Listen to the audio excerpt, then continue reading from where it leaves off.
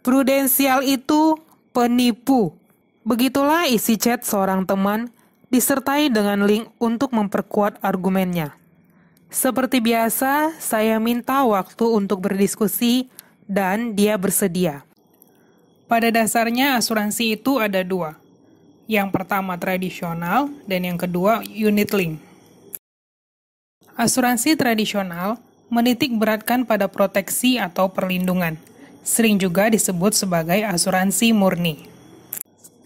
Sedangkan asuransi unit link adalah asuransi yang mencakup perlindungan dan investasi. Kebetulan di kasus ini, dia join asuransi kesehatan unit link. Mari kita bahas. Asuransi unit link itu kita bayarnya sampai usia 99 tahun. Ingat ya, 99 tahun. Karena adanya manfaat investasi, sering sekali nasabah asuransi merasa rugi dan salah paham dalam menerjemahkan asuransi unit link serta menuduh perusahaan asuransi sebagai penipu. Kalau hanya ingin investasi, maka saham, obligasi, properti bisa menjadi pilihan. Pelajari dan pahami juga untung dan resikonya ya. Lalu, apa gunanya aspek investasi pada produk asuransi unit link? Jadi, mindsetnya harus begini. Saya beli produk asuransi untuk proteksi atau perlindungan. Kalaupun ada nilai investasi, itu adalah bonus jika kondisi keuangan saya darurat. Ini Bambang, sudah join asuransi kesehatan unit link, premi 1 juta tiap bulannya selama 7 tahun, belum pernah klaim. Di tahun ke-8, dia memerlukan dana untuk memperbaiki atap rumahnya. Lalu ditanyakanlah kepada agen, berapa nilai tunai yang boleh diambilnya.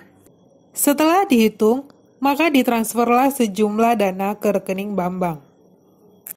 Pertanyaannya, apakah nominal yang didapatkan Bambang 7 juta dikali 12 sama dengan 84 juta? Tidak. Karena kita harus memahami ada porsi untuk proteksi di dalam asuransi tersebut. Lalu, berapakah dana yang didapatkan Bambang? Tiap orang berbeda-beda.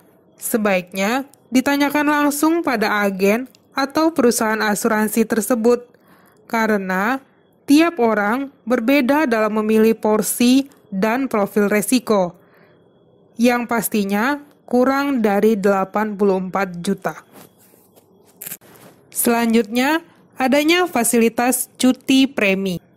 Ini Mia, sudah join asuransi kesehatan unit link, premi 1 juta per bulan selama 7 tahun, belum pernah klaim. Di tahun ke-8, bisnisnya bangkrut.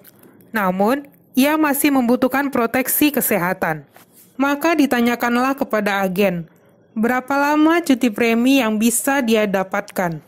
Setelah dihitung, maka Mia mendapatkan cuti premi alias tidak bayar premi asuransi selama 3 tahun ke depan.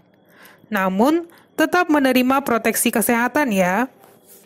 Ini hanya contoh. Yang pastinya tiap orang berbeda-beda lama cuti preminya, karena porsi dan profil resiko yang berbeda. Pengambilan nilai tunai dan cuti premi adalah dua hal dari beberapa hal yang tidak ada di asuransi kesehatan tradisional seperti BPJS Kesehatan. Jadi hati-hati ya, pahami betul tentang produk-produk asuransi. Jangan terjebak janji manis untung investasi tinggi, apalagi tanpa resiko. Percayakan pada agen yang tepat, sehingga kamu bisa memilih produk yang sesuai dengan kebutuhan dan kemampuan. Karena dibutuhkan komitmen untuk membayar sesuai jangka waktu yang sudah disepakati bersama. Silakan klik protectz.com atau kamu bisa chat di WhatsApp 0812 7562 7260 Untuk mendapatkan info terlengkap mengenai asuransi ya,